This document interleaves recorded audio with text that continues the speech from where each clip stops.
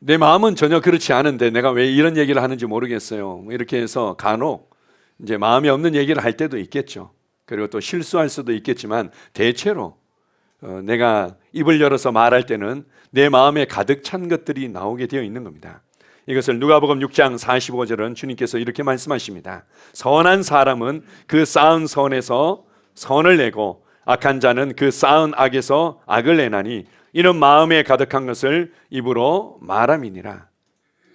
우리가 이제 악한 사람이 이미 구별되어 있고 선한 사람이 구별되어 있고 그렇게 악하게 태어났고 선하게 태어났고 이런 것이 아니라 결국은 우리가 살아가면서 내 안에 무엇으로 가득 채웠느냐가 결국 나의 고백을 결정하고 내 삶을 결정한다. 그 쌓은 선에서 선한 것을 내게 되어 있고 그 쌓은 악에서 악한 것을 내게 되어 있다. 여러분이 그냥 계속해서 생각하는 부분들 그리고 계속해서 마음에 품는 부분들이 마음을 통해서 입으로 나오게 되어 있고 이것이 내 삶의 이제 이런 사람으로 이런 삶의 방식으로 만든다는 거죠. 제가 이제 전에도 한번 말씀드렸지만 제가 좀 이제 그 위장이나 좀 건강에 좀 어려움이 있었던 적이 있었습니다. 그때 제가 전도사 시절이었는데요.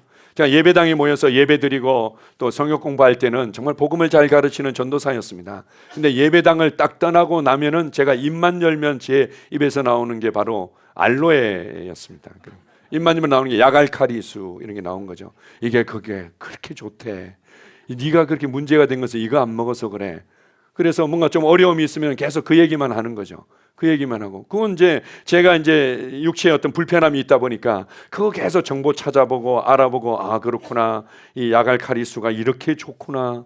알로에 종류가 여러 가지가 있네. 그 중에서 이 베라 종류로 먹어야 되는구나. 이래가지고는 계속 쌓다 보니까 입만 열면 이제 그게 나오게 되어 있는 거죠. 우리의 인생도 마찬가지라는 겁니다. 어떤 면에서는 우리는 주님 앞에서 그냥 빈 그릇과도 같은 이제 그런 상태에서 내가 무엇으로 내 자신을 채우느냐가 결국은 내 삶을 결정한다. 이렇게도 말할 수 있습니다. 자, 마가복음 4장 19절입니다. 세상의 염려와 재물의 유혹과 기타 욕심이 들어와 말씀을 막아 결실하지 못하게 되는 자요. 결실하는 삶이 있죠. 우리가 이제 이번 성령 수양회를 통해서도 결국 변화와 성장과 열매가 풍성한 삶과 그런 교회 생활들을 우리가 잘 배웠습니다. 난 정말 변화되고 싶은데, 난 정말 성장하고 싶은데, 나는 정말 좋은 열매를 맺고 싶은데, 뭐 나름대로 뭐 노력은 하는데 왜 안 되는지 모르겠어요. 나름대로 노력하는 것이 중요한 것이 아니라, 뭐 노력도 나름대로 이제 중요하다면 중요한 건데 여기서 이 초점은 어디에 있냐면은 내 안을 무엇으로 가득 채우고 있냐는 겁니다. 여기 보게 되면은 많은 사람들이 염려로 그냥 가득 채우고 있는 거죠. 염려를 생각하고 염려를 마음에 품고 염려 때문에 마음이 눌리고 그리고는 재물에 대한 유혹으로 입만 열면은 이제 그 얘기를 하는 겁니다. 계속 채우고 말하고 채우고 말하고 그리고 기타 욕심들이 있는 거죠.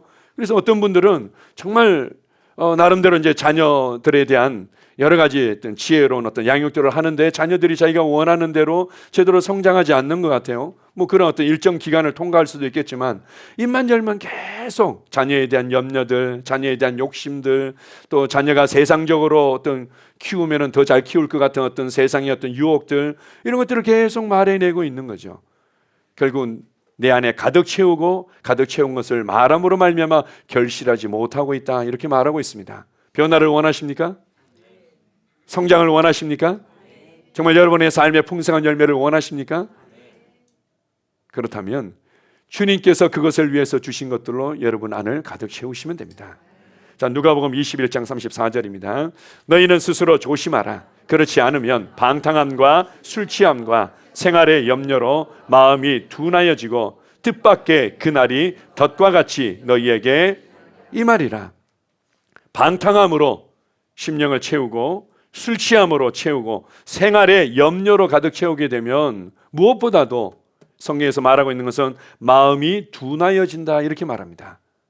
마음이 둔하여진다. 다른 표현으로 얘기하면 하나님의 임재에 대해서 둔해지고 하나님의 말씀의 능력에 대해서 둔해지고 그리고 하나님께서 나를 향해서 가지고 계신 계획과 일하심에 대해서 둔해지는 거죠.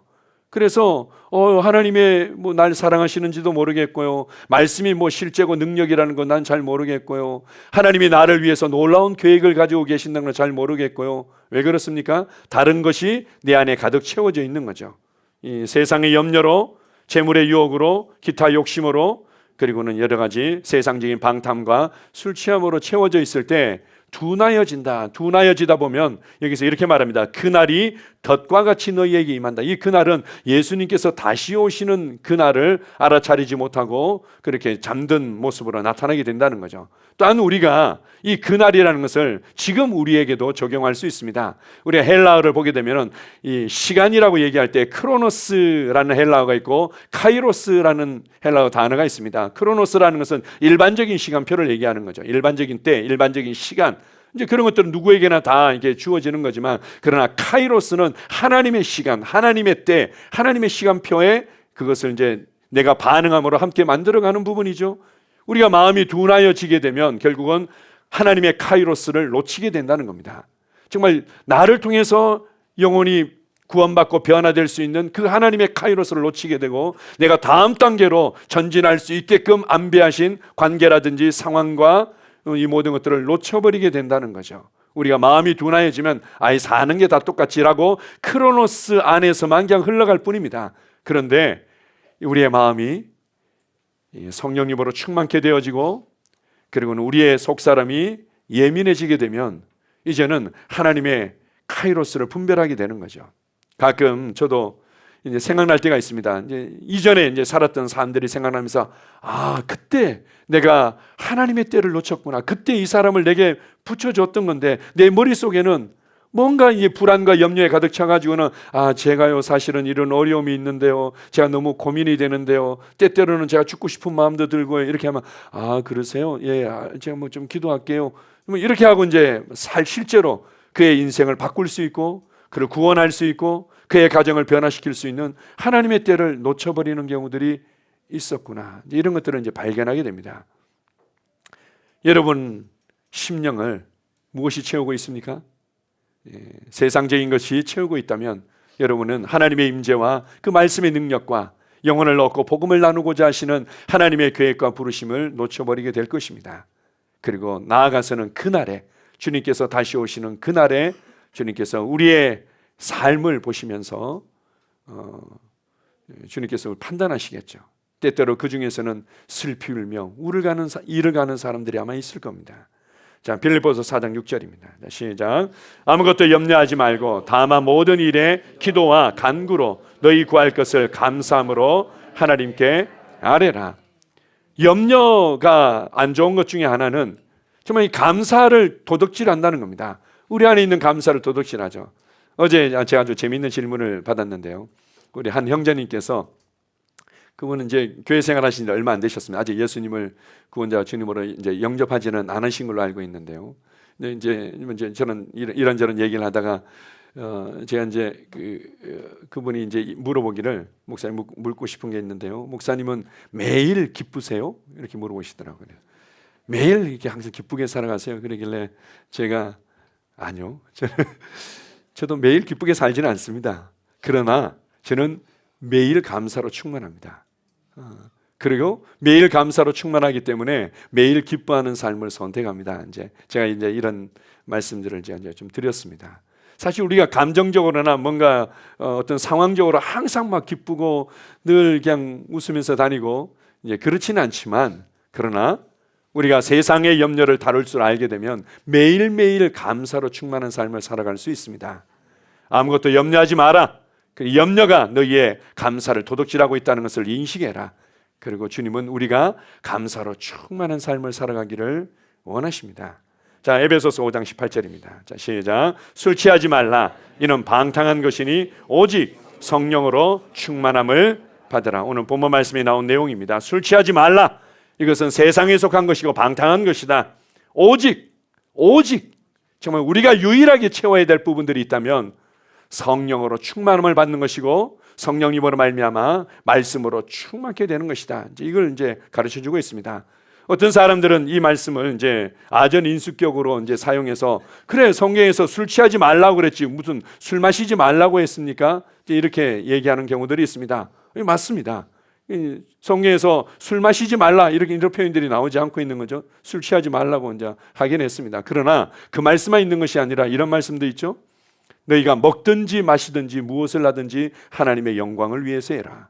그리고 또 하나 있습니다. 모든 것이 가하지만 모든 것이 결코 유익한 것이 아니다. 주님께서 말씀하시는 정말 사람들에게 유익을 끼치고 그들을 살려내고 그들에게 영향력과 변화를 가져오지는 않는다는 겁니다. 그래서 내가 이제 뭐 술을 마시면서 야 이거 마시지 말라고 뭐 이런 거 다 율법적이니까 마셔도 돼, 마셔 이렇게 하는데 그게 하나님의 영광이 나타나고 막 그의 막 속사람이 강건해지고 충만해집니다. 그러면은 계속 같이 이제 술 마시면 되겠죠. 근데 이제 같이 뭐 나도 술 마시고 이제 상대방도 너도 마셔도 괜찮아. 그 굳이 그렇게 뭐 엄격하게 율법적으로 그 얘기하는 거야. 이렇게 하면서 이제 같이 술을 마셔. 그런데 그곳에 이렇게 하나님의 영광이 나타나지 않고 정말 내 속사람과 내 삶의 신앙에 유익이 되지 않는다. 그럼 그거 하지 않는 거죠. 계속 그것이 하나의 어떤 습관처럼 삶의 방식처럼 세워지는 것은 하나님의 뜻이 아닌 겁니다. 주의 뜻이 무엇인지 분별해라. 그것은 성령으로 충만케 되는 것이다. 성령으로 충만케 되는 것이다. 자, 그렇다면 성령님께서 우리에게 충만케 하셔서 대체 뭘 하고 싶어 하시는지, 주님이 내 안을 가득 채우시고 내 안에서 충만히 이렇게 역사하셔서 대체 나를 통해서 무엇을 하고 싶어 하시는지 우리 몇 가지 보겠습니다. 에베소서 3장 16절입니다. 그의 영광의 풍성함을 따라 그의 성령으로 말미암아 너희 속사람을 능력으로 강건하게 하시오며, 성령님은 무엇보다도 우리의 속사람을 능력으로 강건하게 하시는 분입니다. 우리의 속사람을 능력으로 강건하게 하시는 분이죠. 우리가 보통 이제 삶의 변화들을 기대하고 그걸 위해서 뭔가 이렇게 하면 될 것 같아, 저렇게 하면 될 것 같아. 처음에는 뭔가 이제 우리가 일명 속된 말로 약발이 먹히는 것 같은데, 뭔가 되는 것 같은데 조금 지나고 나면 또 그냥 도루묵이요. 조금 지나고 나면 제대로 안 되는 것 같고, 그 결국 모든 변화들은 우리 안으로부터 일어나기 때문입니다. 우리 속으로부터 확신과 담대함과 우리 안으로부터 나타나는 그 생명의 영향력으로, 평강의 영향력으로 말미암아 진정한 변화들이 나타나고 열매가 맺히는 거죠. 제가 이제 그 대학생 때요. 대학생 어릴 때 제가 제 자신을 볼 때 뭔가 우유부단한 것 같기도 하고, 내가 기대하는 뭔가 이 변화를 일으키기에는 뭐 여러 가지 지혜도 없고 능력도 없는 것 같고, 그래서 무엇보다도 내가 좀 더 담대해야 되겠다. 내가 좀 더 이런 것들을 잘 다룰 수 있는 사람이 돼야 되겠다. 이렇게 해가지고 제일 먼저 하고 싶어 했던 것들이 화술학원이었습니다. 화술학원 갔더니 이제 참 재미있는 것들을 많이 가르치더라고요.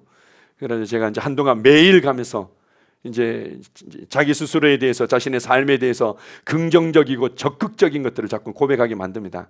이제 화술학원에서는 이제 발성 훈련한다고 그래가지고는 1단계부터 10단계까지 아주 목소리 톤을 다 바꿔가면서 훈련도 시켜주더라고요. 한 번 웃으면 한 번 복이 오고, 두 번 웃으면 두 번 복이 오고, 세 번 웃으면 이래가지고 이제 단계별로만 이제 이런 것도 이제 훈련을 시키고, 이제 그래가지고는 하니까 실제로 뭐 변화가 있는 것 같아요. 근데 시간이 좀 지나고 나니까 사실은 크게 달라지는 건 없는 겁니다. 왜요? 안으로부터 성령의 능력만이 우리의 속사람을 제대로 강건하게 하고, 이 강건하게 된, 강화되어진 우리의 새로운 생명과 본성으로부터 진정한 변화가 나타나기 때문입니다. 성령님은 이렇게 우리 안으로부터, 우리의 속사람으로부터 변화를 일으키기를 원하시는 거죠. 우리가 성령님을 기대하고 성령의 역사하심을 우리 가운데 가득 채우고, 그렇게 하면 성령님이 무엇보다도 속사람을 능력으로 강건하게 합니다. 그러면 상황에 의해서 휘둘리지 않게 되죠. 상황이 좋아지면은 와 이렇게 했다, 상황이 안 좋으면 그냥 우울해졌다가, 또 상황이 조금 핀 것 같아요 라면 또 확 올라갔다, 이렇게 하면서 상황에 의해서 자꾸 끌려다니는 삶을 살지 않게 됩니다. 그냥 내 속사람이 강건하니까 상황이 어떻든 환경이 어떻든 다른 사람들이 내게 뭐라고 말하든 그에 대해서 주도적으로 하나님의 인도를 따라서 우리가 살아갈 수 있게 되는 거죠. 자, 사도행전 2장 17절 18절입니다. 자, 시작. 하나님이 말씀하시기를 말세 내가 내 영을 모든 육체에 부어주리니 너희의 자녀들은 예언할 것이요 그때 내가 내 영을 내 남종과 여종들에게 부어주리니 그들이 예언할 것이요. 성령님이 그냥 이 확성기 같은 것으로 그냥 예언을 말하실 수 있는데, 성령님은 우리 안에서 우리를 통해서 예언하시는 분이다. 그래서 우리가 예언하면 뭐 미래에 되어질 2024년도에 제3차 세계 대전이 일어날 것인데 뭐 이런 것만 우리 이제 예언이라고 이해를 하는데요. 그게 아니라 하나님께서 계획하신 다음 단계들, 하나님께서 부르신 다음 단계의 그림들을 말해내는 것, 이걸 예언이고 다른 한편으로는 그래서 대언이라고 하는 겁니다. 내가 뭔가 뭐 대단한 것을 받아서 하는 것이 아니라 이미 말씀을 통해서 또한 성령님의 감동을 통해서 그리고 성령님께서 그의 삶을 통해서 이루어 가시는 부분의 다음 단계를 보고 말해내는 거죠. 그래서 이제 대언한다 이렇게도 우리가 표현할 수 있는 거죠. 제가 그래서 셀 리더들에게 이렇게 말씀드렸습니다. 셀 리더들이 기본적으로 이제 목양하고 잘 섬기는 이런 이제 동역자로서 잘 섬기지만 동시에 셀 리더들은 예언하는 자들이라는 것을 기억하십시오. 제가 이렇게 말씀드렸습니다. 셀원들의 삶을 예언하는 거죠. 하나님께서 한 분 한 분을 향해서 가지고 계신 다음 단계의 그림들을 미리 예언하는 겁니다. 그런데 우리가 성령으로 충만하지 않을 때는 그것을 말해내기가 쉽지 않죠. 눈에 보이는 것들을 보는 거예요. 야, 너 그렇게 해가지고 어떻게 될래? 너 그렇게 해가지고는 넌 정말 뭐 밥이나 먹고 살겠니? 뭐 이렇게 보이는 것만 말하게 되는데 성령으로 충만하게 되면 이제 우리 이제 성도들, 우리 차기 셀리더들, 성도들의 삶을 예언하는 거죠. 하나님께서 일하고 계시잖아. 너는 그건 재능이 있어. 하나님께서 다음 단계 이렇게 이끌어 가는데 너는 탁월한 사업가가 될 거야. 너는 탁월한 이렇게 엄마로서 아이들을 이렇게 할 수 있을 거야. 이게 다 이제 어떻게 보면 예언인 거죠. 물론 이제 우리 성도들의 삶 가운데 항상 하는 듣기 싫어하는 예언이 있죠. 당신은 반드시 셀 리더가 될 겁니다. 그런 예언은 안 해줬으면 좋겠어요. 그러니까 이거 하나님의 계획인데 하나님의 계획이고 하나님의 부르심이고 하나님께서 이끌어 가시는 다음 단계지 않습니까? 우리 계속 얘기하는 겁니다. 당신은 다른 사람을 섬기는 제자를 만드는 제자가 될 겁니다. 당신은 좋은 셀 리더가 될 겁니다. 이게 이제 예언하는 거죠. 성령으로 충만할 때 우리는 그것을 볼 수 있습니다. 여러분의 자녀들에 대해서 있는 것만 얘기하는 것이 아니라 여러분의 사업에 대해서 눈에 보이는 것만 얘기하는 것이 아니라 하나님께서 보고 계신 다음 단계를 예언할 수 있습니다. 그리고 그것이 내 삶을 만들어가는 겁니다. 아멘. 자, 사도행전 4장 31절입니다. 시작. 빌기를 다음에 모인 곳이 진동하더니 무리가 다 성령이 충만하여 담대히 하나님의 말씀을 전하니라. 복음을 말해내는 부분에 있어서 이 복음이 해답이다. 이 복음만이 해답이라고 말해내는 부분에 있어서 이것을 알지 못하는 사람들은 듣기 싫어하고 거부하고 핍박을 한 겁니다. 그런 이제 사도들을 또 붙잡아가지고는 협박을 하고는 풀어줬죠. 그러니까 야, 조심해야 되겠다. 우리 그냥 조심하자. 이렇게 한 것이 아니라 하나님께 기도한 겁니다. 하나님, 이 복음만이 해답인데, 이 복음이 실제인데 저들의 인생을 바꾸고 그들의 가정을 바꾸고 이 땅을 바꿀 수 있는 것은 이게 유일한 답인데 주님, 우리가 멈추지 않고 담대히 복음을 말하게 하시고 우리가 복음을 말할 때 이게 진짜라는 것을 기적과 치유와 표적을 통해서 확증해 주십시오라고 기도할 때 성령께서 충만히 임하시고 그들이 어떻게 해요? 담대히 하나님의 말씀을 전하니라 이렇게 말합니다. 성령으로 충만하게 될 때 담대히 복음을 말하게 되어 있습니다. 우리가 삶의 주변에서 만나는 사람들에게 복음을 담대히 말하지 못하는 이유들은 대부분 내 안에 잘못된 것들이 가득 차 있을 때든지 성령으로 충만하지 않을 때 뭔가 쭈삣쭈삣 눈치를 보는 거죠. 아예 듣기 싫으면 어떡하지? 듣기 싫으면 어떡하지가 뭡니까? 내가 가장 중요한 치료제를 가지고 있는데 부작용이 전혀 없고 1상, 2상, 3상뿐만 아니라 뭐 나아가서 5상, 6상, 7상, 8상까지 다 거쳐서 몇 년 동안에 아무런 부작용이 없는 최고의 치료제인데 이걸 내가 가지고 있어. 그럼 말 안 할 수 있습니까? 당신 이 치료제를 사용하면은 당신이 이거 확실히 깨끗하게 됩니다. 이렇게 이제 말하게 되겠죠. 마찬가지로 인생을 바뀔 수 있는 것은 이것밖에 없는데 내가 어디서 와서 왜 살며 어디로 가는지 그런 내가 정말 인생에서 정말 만족할 수 있고 정말 정말 이렇게 안식할 수 있고 기뻐할 수 있는 것이 이 예수 그리스도 안에서 주어진 이 구원의 복음, 이 은혜의 복음, 이 생명의 복음이라는 것을 내가 너무나 잘 알고 있는데 그래서 성령으로 충만할 때 우리는 담대히 복음을 말할 수 있도록 성령님께서 우리 안에서 우리를 밀어내시는 겁니다. 자, 누가복음 4장 18절 19절입니다. 자, 시작. 주의 성령이 내게 임하셨으니 이는 가난한 자에게 복음을 전하게 하시려고 내게 기름을 부으시고 나를 보내사 포로된 자에게 자유를 눈먼 자에게 다시 보게 함을 전파하며 눌린 자를 자유롭게 하고 주의 은혜의 해를 전파하게 하려 하심이라.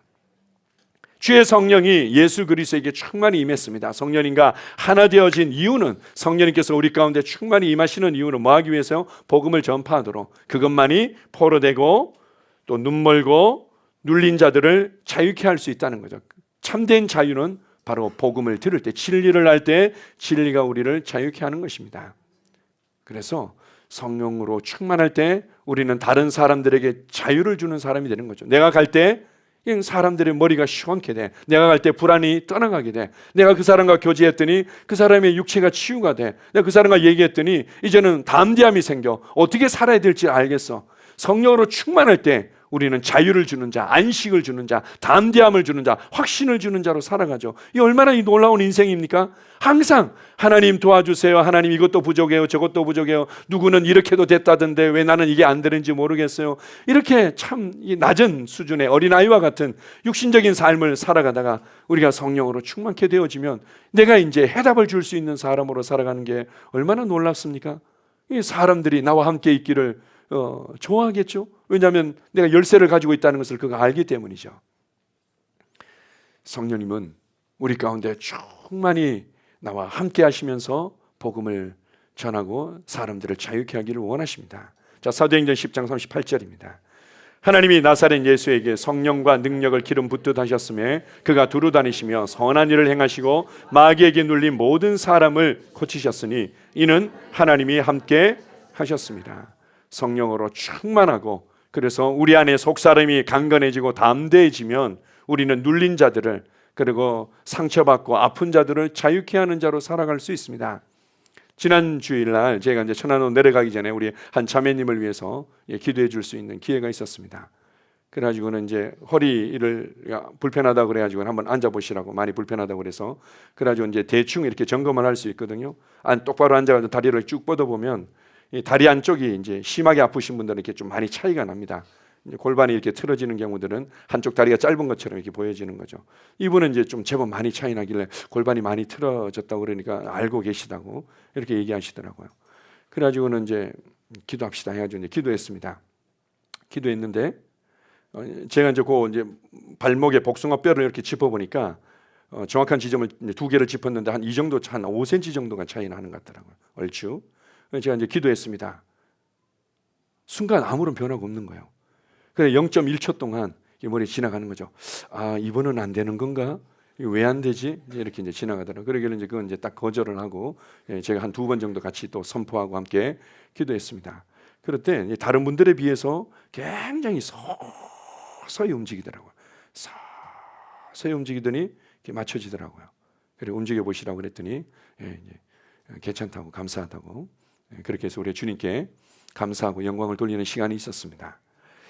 우리가 성령으로 충만하고 담대함 가운데 있으면은 이게 답인데 이건 될 수밖에 없는데 확신을 가지고 하는 거죠. 뭐 현상과 증상에 의해서 우리가 영향을 받을 수 있겠지만 그거는 그냥 거절하고 주님 성령님으로 말미암아 내겐 줄 것이 있습니다. 그냥 그렇게 우리의 삶에 눌리고 고통받고 힘들어하는 사람들에게 해답이 될 수 있습니다. 그렇다면 우리가 어떻게 성령으로 충만할 수 있는가?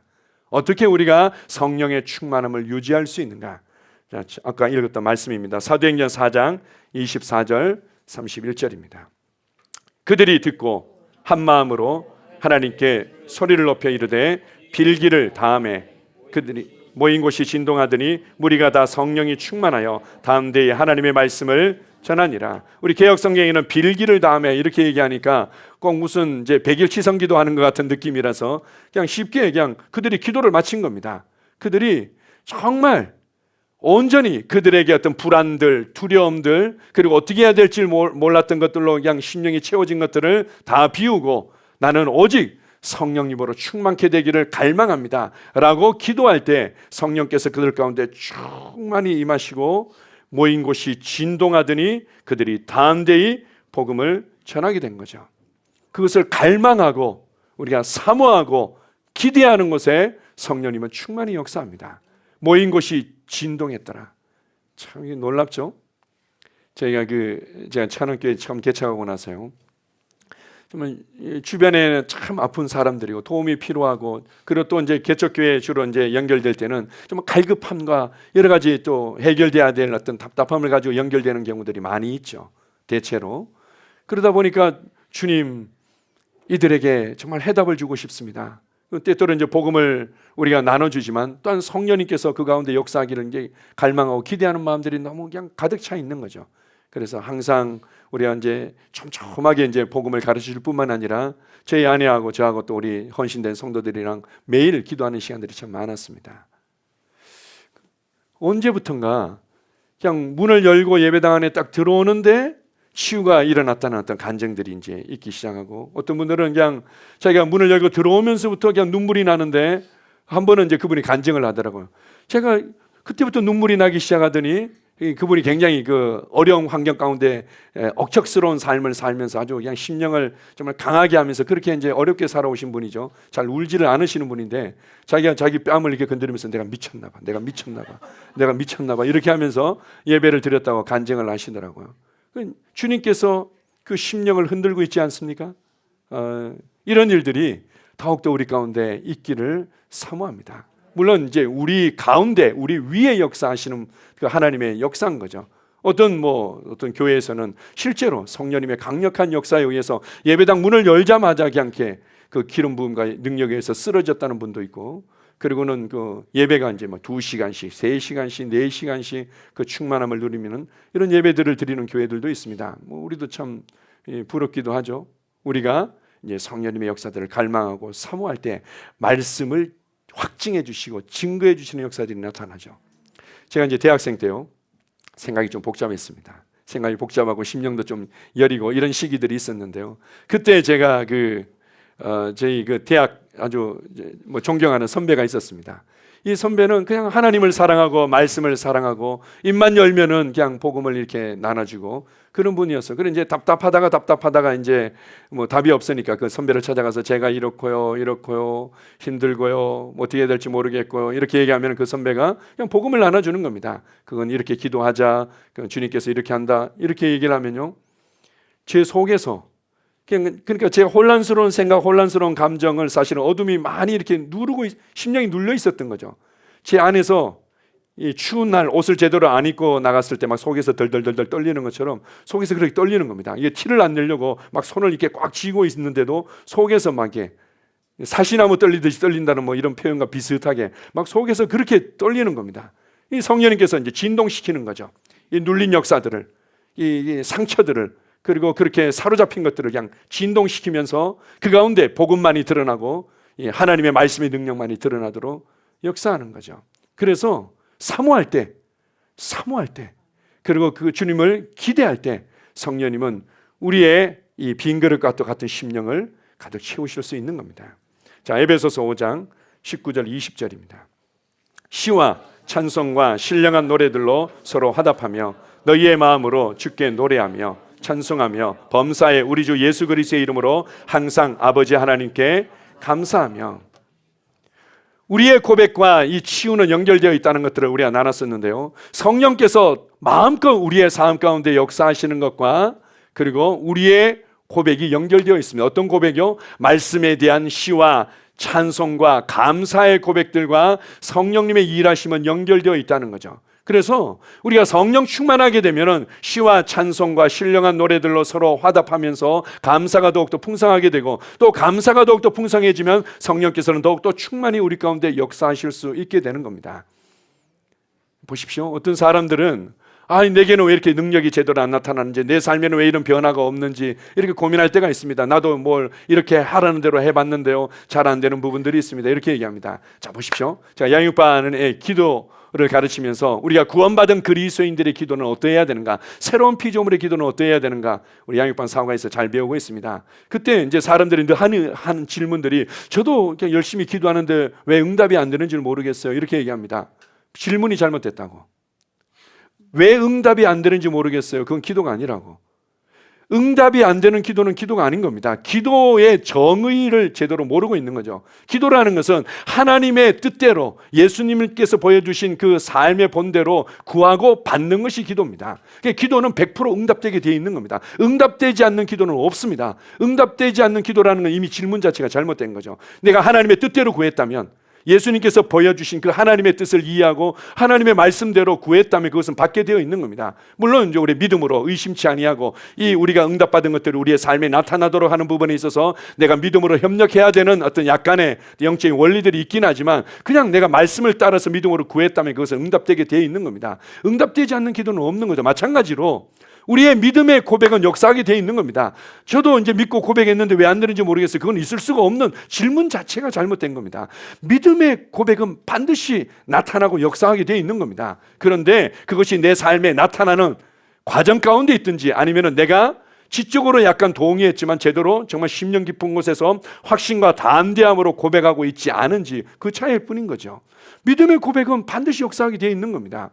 우리가 하나님의 말씀에 대한 신뢰와 확신을 가지고 말해낼 때 성령님께서는 우리의 삶 가운데 일하시게 되어 있는 겁니다.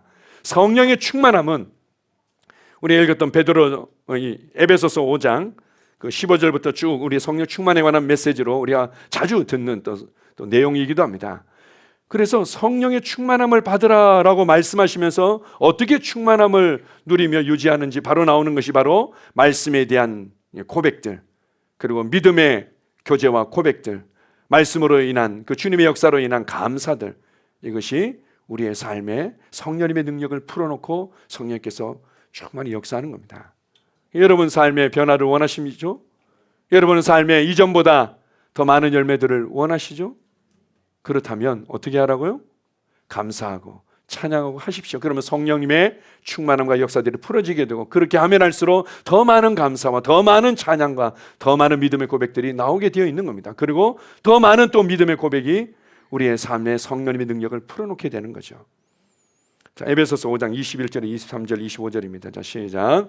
그리스도를 경외함으로 피차 복종하라. 아내들이여 자기 남편에게 복종하기를 주께 하듯 하라. 이는 남편이 아내의 머리됨이 그리스도께서 교회의 머리됨과 같음이니 그가 바로 몸의 구주시니라. 남편들아 아내 사랑하기를 그리스도께서 교회를 사랑하시고 그 교회를 위하여 자신을 주심같이 하라. 아주 중요한 부분입니다. 성령 충만을 얘기하면서 항상 언급되어지고 또 이해하기가 쉽지 않은 부분이기도 하지만 굉장히 중요한 내용이죠. 그리스도를 경외함으로 피차 복종할 때 성령으로 충만케 된다는 겁니다. 그리고 성령으로 충만할수록 그리스도를 경외함으로써 복종할 수 있게 되는 거죠. 자, 이거는 아주 중요한 내용이기 때문에 다 아주 주목하십시오. 우리가 이 자유민주주의 사회에서 살아가다 보니까 은연중에 많은 사람들이 개인적이고 이기적인 성향들을 띠는 경향들이 많이 있습니다. 이 미국 초기 자유민주주의의 기틀을 쌓았던 대통령이라든지 뭐 이제 독립선언문을 이제 작성했던 이런 사람들이 하는 얘기가 있습니다. 이거는 정말 자유민주주의 이 국가를 새롭게 이렇게 기틀을 마련하고 이렇게 하도록 하는 부분에 있어서 자기네들이 이것이 정말 사람들이 책임감을 가지고 서로 존중하는 것들이 이루어지지 않으면은 이건 제대로 뿌리 내릴 수 없다, 이런 것들을 알고는 말해낸 부분들이 있습니다. 우리가 정말 이 책임감을 갖고 존중하는 것들을 배우지 못한다면 이 자유민주주의는 정말 이기적이고 개인적이고 괴상한 민주주의가 될 수밖에 없는 거죠. 우리가 항상 이 토대 가운데서 신앙을 바라보고 교회 생활을 바라보니까 항상 이 내 기준에, 내 판단에 비판거리나 마음에 안 드는 것들이 많이 생길 수 있는 거죠. 하나님의 나라는 기본적으로 왕국입니다. 왕이 다스리는, 주님만이 왕이십니다. 만왕의 왕이시며 만주해 주신 주님만이 왕이십니다. 왕이 다스리는 나라죠. 왕의 통치인 겁니다. 그것은 바로 왕의 권세 있는 말을 통해서 다스려지고 있는 거죠. 왕의 권세 있는 말이 집행되어지고 실제가 되도록 역사하시는 분이 성령님이십니다. 그래서 하나님께서 세우신 아름다운 질서, 하나님께서 세우신 아름다운 권위를 거스리는 것에 대해서는 성령님께서 역사하실 수가 없고 슬퍼하시는 거죠. 대표적으로 이 땅의 이 모든 비극과 이 고통들이 어디로부터 왔습니까? 원수 마귀가 하나님의 권위에 도전함으로 이루어지고, 그리고 아담과 하와가 스스로 인생의 머리가 되기를 원하고 스스로 자신의 인생의 왕이 되기를 선택함으로 말미암아 하나님의 권위를 잘못되게 만짐으로 말미암아 문제가 이루어진 겁니다. 그래서 성경에 보게 되면 이제 이런 부분들이 있습니다. 이 교회 고린도전서에 보게 되면 여자들마다 머리에 수건을 쓴다고. 천주교에서는 이제 머리에 수건을 쓰죠. 그렇게 해가지고는 머리에 수건을 써야 돼요, 말아야 돼요? 이렇게 해가지고는 머리에 수건을 쓰는 게 마땅하지 않나요? 이렇게 얘기합니다. 그럼 여러분 다 머리에 수건을 써야 되겠죠. 성경에서 사도 바울이 이제 쓰라고 얘기하는데, 자세히 보게 되면 머리에 수건 같은 게 이제 쓰는 것들이 좋긴 하죠. 좋긴 한데 성경에 자세히 보게 되면 왜 쓰라고 했는지, 왜 써야만 했는지가 잘 나옵니다. 그건 이렇게 얘기합니다. 천사들로 인하여 권위 아래 있는 표를 가진 겁니다. 이게 이 쓰는 이 수건 같은 거 쓰는 것은, 그리고 더더군다나 긴 머리는 이 수건을 대신해서 준 거라는 거죠. 우리가 이제 단정하고 이제 긴 머리를 가지고 있다면 이 수건을 쓴 거나 마찬가지다. 그리고 이것을 왜 줬냐면 천사들로 인하여 권위 아래에 있는 표를 내 머리에 두는 겁니다. 무엇인가 하면 내가 스스로 머리가 아닙니다. 그리고 이 천사들은 이 사탄과 이제 하나님의 종들의 어떤 천사들이겠죠. 나는 하나님의 권위 아래 있고 하나님이 세우신 질서 아래 있는 자입니다 라는 것을 항상 머리에 두도록 만들었다는 거죠. 왜냐하면 하나님의 왕국의 가장 어려움을 가져오는 것이 바로 권위를 거스리거나 권위를 문제 삼는 거기 때문에 그렇습니다. 그래서 성령 충만한 삶과 하나님의 권위를 존중하고 하나님의 권위 안에서 살아가는 삶과 연결되어 있는 거죠. 그러면서 그리스도를 경외함으로 피차 복종하라 이렇게 말합니다. 일방적으로 뭔가 이게 상명하복의 어떤 모습을 가지라는 게 아니죠. 그리고 제일 먼저 아내들을 얘기하면서 동시에 또한 남편들은 어떻게 해야 될지를 얘기하고 있습니다.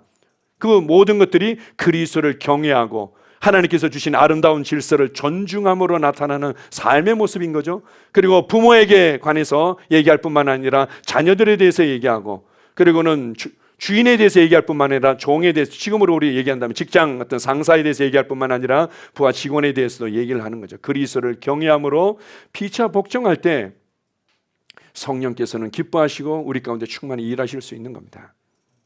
이런 경우들이 간혹 있습니다. 우리가 이제 이런 영적인 원리와 왕국의 삶의 방식을 제대로 알지 못하면요, 정말 열심히 특심한 사람들은 막 기도원에 가서 열심히 기도합니다. 하라는 대로 이것도 하고 저것도 하고 다 하는데 집에서는 자기가 이제 눈이 열리고 배우다 보니까 남편이 늘 마음이 안 드는 거죠. 그래서 남편에 대해서 늘 이렇게 안 좋게 대하고 자녀들에 대해서 그냥 판단하면서 개팍하게 대하고, 그러면서 왜 내 삶에는 성령님께서 역사하지 않는지 모르겠어요. 내가 이렇게 열심히 기도하고 이렇게 열심히 내가 금식하는데 왜 문제가 해결 안 되는지 모르겠어요. 보면 뭐 여러 가지 이유가 있겠지만 그 중에 하나가 그리스도를 경외함으로 피차 복종하지 않기 때문에, 하나님의 왕국의 삶의 방식 안에서 살아가지 않기 때문에 그런 겁니다. 하나님이 주신 아름다운 이 권위는 우리를 괴롭게 하고 고통스럽게 하기 위해서 주신 것이 아니라 우리를 이 왕국의 질서 안에서 참된 자유를 누리도록, 그리고 다음 단계로 성장하도록 주신 겁니다. 부모를 왜 주셨습니까? 우리를 다음 단계로 이끌어주기 위해서 주신 거죠. 남편과 아내를 왜 주셨습니까? 서로 돕는 자가 되어서 하나님의 부르심을 다음 단계로 쏘아 올리도록 주신 거죠. 우리가 그렇게 나의 판단을, 나의 자존심을, 나의 기준들을 내려놓고 기꺼이 그리스도를 경외하는 자리에 서게 되면 성령께서는 기쁨으로 우리 가운데 더 많이 역사하시게 되는 겁니다. 아멘. 자, 마지막입니다. 에베소서 4장 3절입니다. 자, 시작. 평안에 매는 줄로 성령이 하나 되게 하신 것을 힘써 지키라. 성령님은 한 몸 안에서 하나 되도록 운행하시는 분이죠. 성령께서 우리를 그리스도 안에서 하나 되게 하신 겁니다. 내가 느끼든 느끼지 못하든 이미 하나로 우리를 연결하셨죠. 그러나 이것을 굳게 지킬 때, 이것을 선택하고 그것을 지킬 때 성령님은 이 하나된, 이것은 어떻게 보면은 이 세포가 하나로 연결되어질 때 혈액순환이 제대로 이루어지는 것처럼 이 성령님의 역사는 더욱더 원활하게 우리 가운데 역사하게 되는 겁니다. 오늘 성령으로 충만한 삶이 있습니다. 이 부분을 우리 함께 나누었습니다. 염려로 충만한 것들을 거절하십시오. 저처럼 너무 건강에 대한 염려 때문에, 제가 이제 건강에 대한 지식이 아니라 건강에 대한 염려 때문에 입만 열면 알로에 얘기하고 입만 열면 야갈카리스 얘기하고, 그렇게 해서 정말 생명을 살려내고 정말 그 가정을 변화시킬 수 있는 하나님의 카이로스를 놓쳤던 때가 참 많이 있었는데, 이제 성령의 충만한 삶을 갈망하시고 이렇게 살아가십시오. 여러분을 통해서 구원받고 변화될 영혼들과 인생과 가정들이 많이 있습니다. 주님께서 우리를 통해서 역사하실 줄 믿습니다. 아멘. 함께 기도하겠습니다. 아버지 하나님 감사합니다. 그렇습니다. 성령님께서는 우리 안에 충만히 역사하셔서 나의 속사람을 능력으로 강건하게 할 뿐만 아니라 주님, 우리의 삶을 감사와 평강과 기쁨으로 채우실 뿐만 아니라 정말 복음을 전하고 하나님의 말씀을 담대히 말하며 영혼을 살려내는 인생으로 살기를 원하십니다. 사람들을 자유케 하는 자로, 사람들에게 평강을 누리게 할 수 있는 자로 살아가기를 원하셔서 우리 안에 일하고 계십니다.